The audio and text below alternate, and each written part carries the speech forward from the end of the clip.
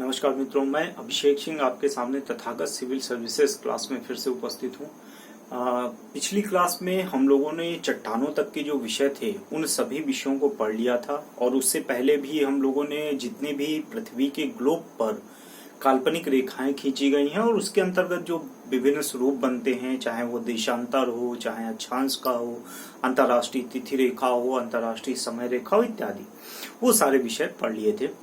उसी क्रम में आगे बढ़ते हुए अब हम लोग यहाँ पर पृथ्वी की आंतरिक संरचना में ही जो विभिन्न गतिविधियां होती हैं, जैसे भूकंप होता है, जैसे सुनामी की स्थितियां होती हैं, जैसे ज्वालामुखी विस्फोट की स्थितियां होती हैं या अन्य प्रकार की जो भी प्राकृतिक घटनाएं, उनके विषय में पढ़ेंगे।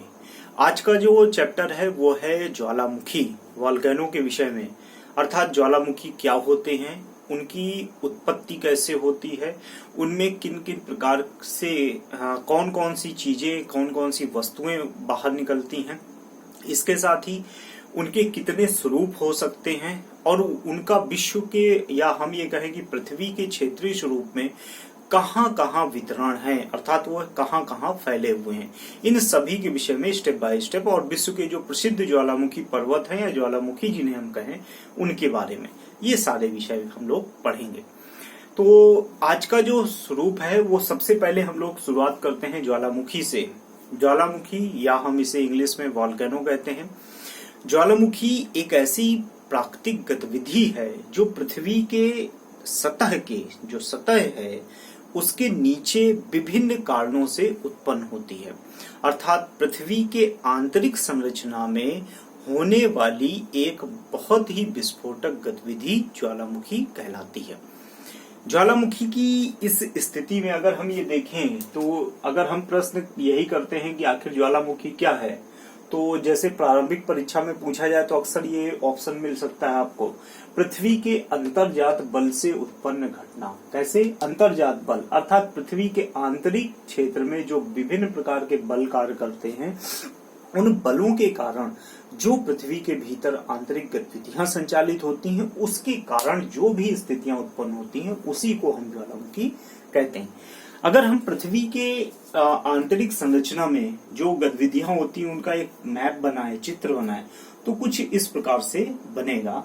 अर्थात ये पृथ्वी की सतह का स्वरूप है, ये ज्वालामुखी पर्वत है एक पूरा का पूरा, ये पृथ्वी की सतह है, सतह के ऊपर का हिस्सा जो पर्वतीय क्षेत्र है ये सतही चट्टाने हैं और उसके भीतर ये पूरा एक ड्रेन है जो ज्वालामुखी पर्वत से विस्फोट होने के कारण बनता है और फिर उसकी विभिन्न जो दरारें होती हैं, छेद होते हैं, उनके कारण पर्वत के भीतर बनने वाली संरचना होती है।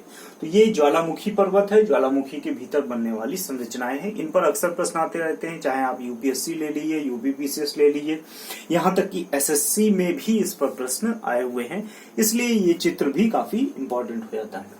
तो पहली चीज ये है कि ज्वालामुखी जो है वो पृथ्वी के अंतर्जात बल से उत्पन्न होने वाली एक घटना है और इस उत्पन्न होने वाली घटना के कारण ही पृथ्वी के आंतरिक परतों में पेरिडोडाइट के गलन से मैग्मा की उत्पत्ति होती।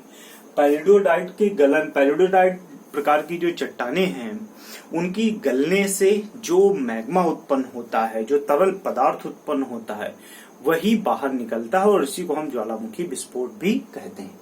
बाकी आंतरिक क्षेत्र में तो बहुत सारी गतिविधियां होती रहती हैं। अगर हम इसके कारणों की बात करें तो कौन कौन से कारण हो सकते हैं? मुख्य रूप से कई कारण हैं, जिसमें पृथ्वी के भीतर लगने वाले अंतर्जात बल हैं, अर्थात जो भी बहुत सारे बल हो सकते हैं पृथ्वी के आंतरिक क्षेत्र में कार्य कर रहे होते हैं, वो सारे के सारे बल हो सकते हैं।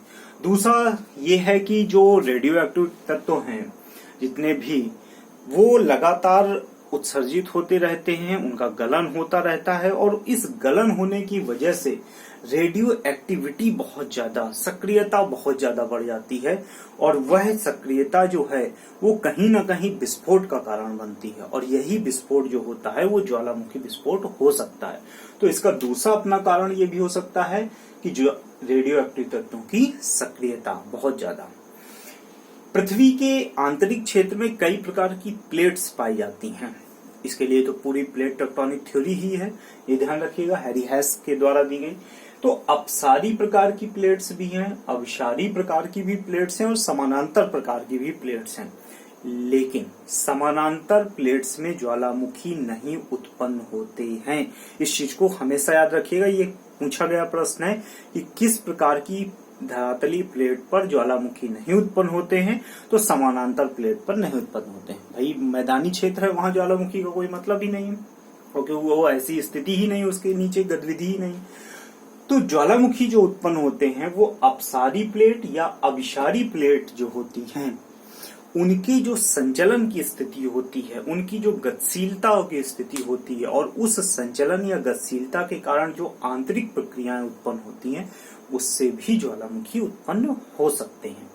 चौथा है कि पृथ्वी के आंतरिक क्षेत्र में बहुत ज्यादा तापमान बढ़ जाना या बहुत ज्यादा दबाव बढ़ जाना। जैसे हम लोगों ने जब पढ़ा था पृथ्वी की आंतरिक संरचना, तो हमने ये देखा कि पहले 100 किलोमीटर तक जाने में प्रति किलोमीटर 12 डिग्री सेल्सियस टेम्परेचर बढ़ता है। उसके बाद अगले 300 किलोमीटर तक जाने में प्रति किलोमीटर 1 से 2 डिग्री सेल्सियस टेम्परेचर बढ़ता है, और उसके बाद 300 किलोमीटर के नीचे और जाने पर प्रति किलोमीटर प्रति डिग्री सेल्सियस टेम्परेचर बढ़ता है। और ये अलग अलग स्थानों पर अलग अलग हो सकता है, जो 1200 डिग्री सेल्सियस से लेकर 2000 डिग्री सेल्सियस तक हो सकता है। तो सीधा सा मतलब है कि पृथ्वी के आंतरिक क्षेत्र में टेम्परेचर का जो डिफरेंट है वो बहुत ज्यादा है, 1200 डिग्री से लेकर 2000 डिग्री तक। हालांकि बहुत ही ज्यादा टेम्परेचर है, ये भी एक स्थिति है। तो बहुत ज्यादा टेम्परेचर होने के कारण या बहुत ज्यादा दबाव बढ़ने के कारण चट्टानें गलने लगती हैं, पेरिडोटाइट प्रकार की चट्टानें गलने लगती हैं, और उनसे मैग्मा की उत्पत्ति होती है। और यही जो मैग्मा जब बाहर निकलने लगता है, तो उसी को हम ज्वालामुखी विस्फोट कहते हैं। जब तक मैग्मा बाहर नहीं निकलेगा तब तक हम उसे ज्वालामुखी विस्फोट नहीं कहेंगे, ये भी ध्यान रखेगा। तो ये इसके अपने कारण हैं कि बल के कारण, रेडियो एक्टिव तत्वों के कारण, अपसारी अविसारी प्लेटों के संचलन के कारण, और तापमान या दाब की बहुत अधिक वृद्धि के कारण ज्वालामुखी विस्फोट हो सकते हैं। अगर हम उत्सर्जन की बात करें कि आखिर इनसे निकलता क्या है, भाई कोई चीज तो निकल रही है, मैग्मा हम आखिर कहें किसको? तो मैग्मा एक पेरिडोटाइट प्रकार की जो चट्टानें हैं उनका एक तरल स्वरूप है, और उसमें बेसाल्ट की चट्टानें भी हो सकती हैं या अन्य प्रकार की चट्टानें भी हो सकती हैं इसमें शामिल। लेकिन मैग्मा के साथ जो मैग्मा जो आंतरिक क्षेत्र में होता है, देखिए जैसे यहाँ पर मैंने लिखा मैग्मा और लावा, आप कह सकते हैं ये दोनों एक ही चीज है, बिल्कुल एक ही चीज है। अगर संबोधन की दृष्टि से देखें तो यह फिर एक ही चीज हो सकते हैं, लेकिन प्रकृति की दृष्टि से देखेंगे तो भिन्न भिन्न चीज है। जब आंतरिक क्षेत्र में ये तरल पदार्थ रहता है तो मैग्मा कहलाता है, लेकिन जब यह सतह पर बाहर आ जाता है, जिसमें फिर बहुत सारी गैसेस होती हैं, बहुमूल्य धातुएं होती हैं, बहुत सारी अन्य तत्व मिले होते हैं, बहुत सारे पत्थर मिले होते हैं इत्यादि, ये सब बाहर जब निकलने लगता है तो उसे मैग्मा नहीं, उसे लावा कहा जाता है। अर्थात ज्वालामुखी विस्फोट हो गया, उसका क्रेटर या उसका मुख जब फट गया तो उसके बाहर जो निकलने वाली चीज होती है वो लावा कहलाती, जिसका विस्तार होता है क्षेत्रीय आधार पर। और जब तक वो आंतरिक क्षेत्र में होता है तो वह मैग्मा कहलाता है, गली हुई जो चट्टानें हैं पेरिडोटाइट प्रकार की वो। अन्य तत्वों में बहुत सारे बहुमूल्य धातुएं हो सकती हैं। बहुमूल्य धातुओं में जो पृथ्वी के आंतरिक क्षेत्र में विभिन्न प्रकार की धातुएं पाई जाती हैं वो सारी हो सकती है। मैग्नीशियम हो सकती है, मैग्नीज हो सकती है, सोडियम भी हो सकती है, अन्य प्रकार की जो भी धातुएं हैं वो सारी हो सकती हैं जो अपने क्षेत्रीय स्वरूप में पाई जाती हैं। इसके साथ ही जलवाष्प, सबसे ज्यादा निकलने वाली जो गैस है वो है जलवाष्प। ध्यान रखिएगा, किसी भी ज्वालामुखी विस्फोट से सबसे ज्यादा निकलने वाली जो गैस है वो है जलवाष्प। इसके अलावा अन्य गैसेस भी हैं, जैसे कार्बन की विभिन्न गैसेस हो सकती हैं, सोडियम की विभिन्न गैसें हो सकती हैं, सल्फर की विभिन्न गैसें हो सकती हैं। तो ये जो स्वरूप है, चाहे वो कार्बन की हो चाहे सल्फर की हो, तो उनकी मात्रा जो निकलती है वह बहुत बड़ी होती है, और यही सारे तत्व मिलकर लावा का निर्माण करते हैं जो हमें पूरा सतह के बाहर दिखाई पड़ता है। तो ये ज्वालामुखी की अपनी स्वरूप है कि कैसे कैसे है। अगर हम ज्वालामुखी के विस्तार की बात करें कि पृथ्वी पर कहाँ कहाँ है, फिर उसके बाद इस चित्र पर आते हैं। तो अगर हम क्षेत्रीय विस्तार की बात करें तो सबसे बड़ा क्षेत्र जो है पूरी ज्वालामुखी क्षेत्र में वो है परिप्रशांत पेटी, para Pacific belt. Para Pacific belt में लगभग 2/3 ज्वालामुखी और ज्यादातर सक्रिय और बहुत बड़े ज्वालामुखी पाए जाते हैं। 2/3 और सबसे अधिक सक्रिय ज्वालामुखी पैरा पैसिफिक बेल्ट में पाए जाते हैं। दूसरी चीज, इसे रिंग ऑफ फायर कहा जाता है। पैरा पैसिफिक बेल्ट को रिंग ऑफ फायर कहा जाता है। कारण यह है कि ये एक ऐसी रिंग है, घोड़े की नाल की तरह। आपने अगर नाल देखी हो घोड़े की, जो घोड़े के पैरों में लगाई जाती है, जिससे उसके जो खुर हैं वो घिसे ना सड़क पर चलते समय, दौड़ते समय। तो वो बिल्कुल वैसी ही बेल्ट जो है, चाहे दक्षिण अमेरिका, उत्तरी अमेरिका और इधर एशिया के जो क्षेत्र हैं और आपका ओशनिया के जो क्षेत्र हैं, ये मिलाकर कुछ ऐसी ही एक डिजाइन बनाते हैं। उसी को रिंग ऑफ फायर कहा जाता है। और यह क्षेत्र लगभग 2/3 2/3 ज्वालामुखियों का और सबसे ज्यादा सक्रिय ज्वालामुखियों का क्षेत्र है, ये ध्यान रखिएगा। दूसरा है भूमध्य सागरीय पेटी। भूमध्य सागरीय पेटी का मतलब ये है कि जितना भी हमारा भूमध्य सागर का क्षेत्र है, मेडिटेरियन लाइन का जितना भी क्षेत्र है, वो सारा का सारा क्षेत्र, जहां पर आप देखते हैं कि यूरोप के देश हो सकते हैं भूमध्य सागरीय पेटी में, यूरोप के देश हैं। इसके अलावा कनाडा के क्षेत्र हैं, इटली का क्षेत्र है, सिसिली का क्षेत्र है, फ्रांस के क्षेत्र हैं। अर्थात ये यूरोप का और कुछ कनाडा का जो क्षेत्र है, वो जो क्षेत्र हम इसमें भूमध्य सागरीय पेटी के अंतर्गत मान सकते हैं। इसके साथ ही अटलांटिक के जो अन्य क्षेत्र हो सकते हैं, जो यूरोप की तरफ लगे हैं, वो भी भूमध्य सागरीय पेटी में, भूमध्य सागरीय बेल्ट में आते हैं। हिंद महासागरीय क्षेत्र या हिंद महासागरीय पेटी, ये जैसे आपका इसमें इंडोनेशिया के क्षेत्र है, फिलीपींस का क्षेत्र है, क्योंकि हिंद महासागर से लगे हुए देश हैं। इंडोनेशिया हो सकता है, फिलीपींस हो सकता है, म्यांमार हो सकता है, भारत हो सकता है। तो ये जो हिंद महासागर से लगे हुए देश हैं उनके लिए। और चौथी ये जो पेटी है, जिसे हम कहते हैं अरब अफ्रीका बेल्ट, तो ध्यान रखिएगा, चौथी जो है वो है अरब अफ्रीका पेटी या अरब अफ्रीका बेल्ट। तो ये 4 बेल्ट हैं। अरब अफ्रीका बेल्ट में अरब के क्षेत्र हो सकते हैं, मेलागैसे के क्षेत्र हो सकते हैं, इजिप्ट के या मिस्र के क्षेत्र हो सकते हैं। अर्थात ऐसे क्षेत्र जो अरब प्रायद्वीप और अफ्रीका के क्षेत्र में हैं, तो वो सारे के सारे। तो ये 4 क्षेत्रीय विस्तार हैं। सबसे बड़ा क्षेत्रीय विस्तार या हम 2/3 मेजॉरिटी रिंग ऑफ फायर जो पैरा पैसिफिक बेल्ट है उसको कहते हैं। इसके अलावा भूमध्य सागरीय पेटी का क्षेत्र है, जो आपका मेडिटेरियन सी वाला क्षेत्र है, यूरोप है, उत्तरी कनाडा का क्षेत्र है, या इटली, यूरोप में इटली, फ्रांस, सिसिली द्वीप इत्यादि है, नेपल्स इत्यादि। हिंद महासागर बेल्ट अर्थात जो हिंद महासागर से लगे हैं, भारत है, इंडोनेशिया है, फिलीपींस है, म्यांमार है और आपका ईरान है, ये सब जो है वो हिंद महासागर बेल्ट में आते हैं। अरब अफ्रीका का क्षेत्र अर्थात जो अरब का क्षेत्र है और उसके साथ ही जो अफ्रीका के क्षेत्र हो सकते हैं, वहां पर ये सारी की सारी चीजें पाई जाती हैं। तो ये ध्यान रखिएगा कैसा कैसा स्वरूप है। अब आ जाते हैं मुख्य रूप से आपका चित्र पर। जो ये चित्र बना हुआ है, ये चित्र क्या है?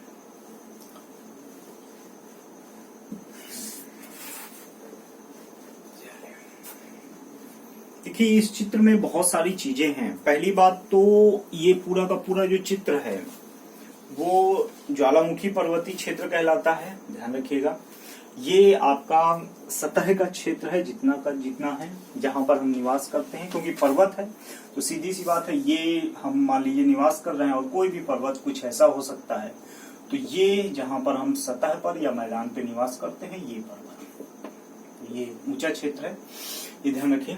तो ये सतह का क्षेत्र है, ये सतही चट्टानों का क्षेत्र है सारा का सारा। ये इसके भीतर मैग्मा में क्या है? मैग्मा में जैसा मैंने आपको बताया, मैग्मा में बहुमूल्य धातुएं हो सकती हैं, सोना, चांदी, निकेल, मैग्नीज, मैग्नीशियम इत्यादि जो हो सकते हैं वो हो सकते हैं। जलवाष्प हो सकती है और जो पैराडाइट प्रकार की चट्टानें हैं वो गली हुई अवस्था में हो सकती हैं। तो ये मैग्मा है, अर्थात जो ऊपर निकलेगा। इसके साथ ही इसमें बहुत सारी डिजाइन बनती हैं, जैसे लेपोलिथ, सिंडर ट्री, लेकोलिथ, लावा, डाइक, फेकोलिथ, सिल इत्यादि जो हैं, और ये आपकी ड्रेन या हम इसे कहें नाली, नलिका, और ये क्रेटर या मुख जो है। जैसे नलिका या क्रेटर की बात, ये तो नलिका है जो कीप की तरह की आपको दिख रही है, जैसे कीप होती है, ऊपर मुंह चौड़ा है और नीचे एक पतली सी लाइन होती है कुछ इस प्रकार से। तो इस तरह की संरचना हो सकती है, और ये जो ऊपरी हिस्सा है जो मुख है, इसी को क्रेटर या मुख कहा जाता है। ध्यान रखिएगा, ये जो एक बड़ा सा मुख बन जाता है इसी को हम क्रेटर या मुख कहते हैं, और यहीं से लावा का उत्सर्जन होता है। दूसरा है ज्वालामुखी में जो भीतरी चट्टानें हैं, जब उसमें लावा क्षैतिज रूप से जमा हो जाता है, हॉरिजॉन्टल प्रकार से जमा हो जाता है, तो उन्हें हम सिल कहते हैं। ये सिल है, ये भी सिल है, ये भी सिल है, ये भी सिल है। तो इस तरह की जो संरचनाएं जो क्षैतिज अवस्था में विस्तार लेकर बनती हैं, वो सारी की सारी जो संरचनाएं हैं वो सिल कहलाती हैं। इसके साथ ही इन्हीं दरारों के बीच में जब खंभे नुमा आकृतियां बन जाती हैं, खंभे की तरह की आकृतियां कहीं पर भी हो सकती हैं, ऐसा कोई निर्धारण नहीं कहां पर, जैसे ये हो सकती, ये हो सकती, जो मैंने चित्र बनाए, तो इन्हें हम डाइक कहते हैं। ज्वालामुखी में खंभे नुमा जो आकृतियां बनती हैं उन्हें हम डाइक के नाम से जानते हैं। तो ये डाइक होते हैं। इसके साथ ही लैकोलिथ, जो लावा का गुंबदाकार, गुंबद जैसे डोम शेप होता है, वो जो जमाव होता है, गुंबद की तरह का जमाव जो होता है, वो लैकोलिथ कहलाता है। लावा का जो पेड़ की तरह का जमाव होता है, कोई वृक्ष की तरह का, उसे हम सिंडर ट्री कहते हैं। ये ध्यान रखिएगा, लैकोलिथ क्या होता है, गुंबदाकार होता है, गुंबद की तरह का जमाव होता है। सिंडर ट्री अर्थात ये ट्री ही होता है, वृक्ष की तरह की डिजाइन बन जाती है, वो होती है। लैकोलिथ जो होती है वो आपकी क्षैतिज विस्तार लेकर एक ऐसी संरचना जो लावा की जो तस्तरी नुमा संरचना का निर्माण करता है। हो सकता है ये उल्टी तस्तरी हो, तस्तरी मतलब प्लेट की तरह की संरचना। तो ये प्लेट्स जो होती हैं, इनको सिल भी जब क्षैतिज स्थिति में होती हैं तो उन्हें हम सिल कह देते हैं, लेकिन जब उल्टी प्लेट की तरह, प्लेट को आप उल्टा रख दीजिए, उस तरह की डिजाइन बनती है तो वो लैकोलिथ कहलाती है। जब उल्टी नाव की तरह की या चंद्रमा की अर्ध चंद्राकार संरचना बनती है, या नाव की तरह की संरचना बनती है, तो उसे फैकोलिथ कहा जाता है। ये ध्यान रखिएगा, फैकोलिथ किसे कहा जाता है, जो चंद्रमा की तरह की या नाव की तरह की संरचना बनती है वो फैकोलिथ कहलाती है। जब उल्टी प्लेट की तरह की संरचना बनती है तो लैकोलिथ कहलाती है। जब पेड़ की तरह की वृक्षनुमा संरचना बनती है तो सिंडर ट्री कहलाती है। जब गुंबदाकार या डोम शेप संरचना बनती है तो लैकोलिथ कहलाती है। जब खंभे तरह की संरचना बनती है तो डाइक कहलाती है। जब क्षैतिज विस्तार लेकर संरचना बनती है तो सिल कहलाती है। और जब मुख की तरह की, कीप के मुख की तरह की, जैसे आप तालाब देखते होंगे, तो तालाब जैसी संरचना जो है, अर्थात वो तालाब एक मान लीजिए कि मुख है, क्योंकि क्रेटर प्रकार की झील, जैसे भारत में लोनार का जो क्षेत्र है वो क्रेटर प्रकार की झील का क्षेत्र है, तो वो जो स्वरूप है वो क्रेटर या मुख की तरह की संरचना ये होती है। मैग्मा जब आंतरिक क्षेत्र में ये पूरा सब स्वरूप पिघली हुई अवस्था में होता है तो मैग्मा कहलाता है, और जब बाहरी क्षेत्र में आता है, बाहर निकल आता है, तो उसे लावा कहा जाता है। ये ध्यान रखिएगा कि लावा किसे कहा जाता है, मैग्मा किसे कहा जाता है। तो ये कुछ संरचना है जो अक्सर इनमें प्रश्न बनते रहते हैं कि कौन कौन सी स्थितियां हैं। अब इसके अगला जो स्वरूप है